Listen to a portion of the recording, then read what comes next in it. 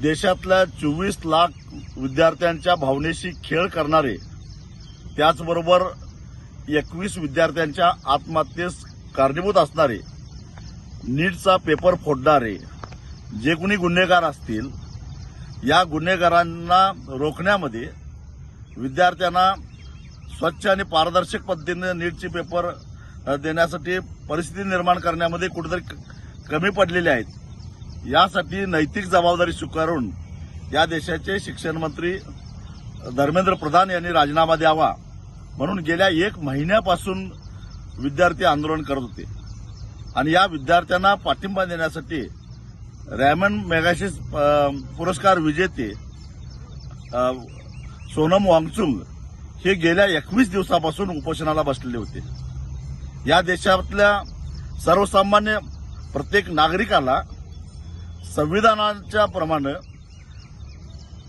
सरकारनं घेतलेला एखादा निर्णय किंवा व्यवस्थेमध्ये निर्माण झालेल्या काही त्रुटी या संदर्भामध्ये लोकशाही मार्गानं सनदशीरपणानं व्यक्त होण्याचा निश्चितच अधिकार आहे. आणि त्या अधिकाराला अनुसरून विद्यार्थी आंदोलन करत होते. त्या अधिकाराला अनुसरून या विद्यार्थ्यांच्या पाठीमागे आम्ही ज्येष्ठ सुद्धा आहोत, शास्त्रज्ञ सुद्धा आहोत, हा संदेश देण्यासाठी म्हणून सोनम वांगचुक गेल्या 21 दिवसापासून उपोषण करत होते. खरं तर एकूण पेपरफुटी कशामुळे झाली, विद्यार्थ्यांच्या भावनेशी खेळ खेळण्याचा सरकारचा इरादा नाही. याच्यावर आम्ही कडक कारवाई करू, परंतु पुन्हा असा प्रकार होऊन देणार नाही अशी हमी देऊन खरं तर विद्यार्थ्यांशी संवाद साधायला पाहिजे होता केंद्र सरकारनं. सोनम वांगचुक यांच्याशी संपर्क साधायला पाहिजे होता केंद्र सरकारनं. एखादा केंद्रीय मंत्री, केंद्रातला एखादा सचिव खरं तर या सातत्यानं या आंदोलन करणाऱ्यांच्याबरोबर संपर्क साधायला पाहिजे होता, परंतु सरकारनं हे केलं नाही. बेशरमपणाचं हे लक्षण आहे. सत्तेचा माज आल्याची ही सगळी लक्षणं आहेत. या देशातल्या जनतेनं तुम्हाला चळवळीतूनच सत्ता दिलेली होती हे सोयीस्कररित्या विसरतात. परंतु अशा पद्धतीनं जर का कोर्टाला पुढे करून शिखंडीसारखं तुम्ही जर का जन आंदोलन मोडणार असाल तर याद राखा, या देशामध्ये जसं श्रीलंकेमध्ये घडलं, बांगलादेशमध्ये घडलं, नेपाळमध्ये घडलं, तो क्षण या देशामध्ये यायला वेळ लागणार नाही. काय दोष येतावर सोनम वांगचुक यांचा?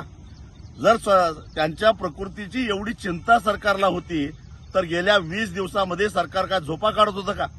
का नाही संपर्क साधला त्यांनी? का नाही त्यांची समजूत घालण्याचा प्रयत्न केला? आणि न्याय व्यवस्थेबद्दल तरी काय बोलावं? खरं तर न्यायालयानं इतक्या तातडीनं याची दखल घेतली, परंतु हे विद्यार्थी का आंदोलन करतात? सोनम वांगचुक सारखा एक समाजसेवक ज्यानं जगभरामध्ये देशाचं नाव केलं, तो माणूस उपोषणाला का बसतो? विद्यार्थ्यांच्या मागे का उभा राहतो? याच्या मुळाशी जाण्याचा प्रयत्न कोर्टानं का नाही केला? न्याय व्यवस्थेला सुद्धा प्रश्न विचारायचा निश्चितच अधिकार आम्हाला आहे.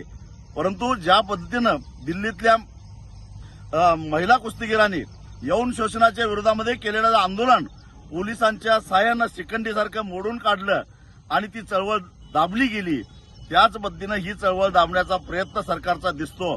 पण याद राखा, याच्या प्रतिक्रिया उमटल्याशिवाय राहणार नाही. 20 तारखेचा संसदेवरचा मोर्चा होऊ नये म्हणून केलेला सरकारनं हा केविलवाणा प्रयत्न आहे. पण सरकार आगीशी खेळतंय आणि ही आग सरकारला जाळल्याशिवाय राहणार नाही, एवढाच इशारा या निमित्तानं मी देतोय.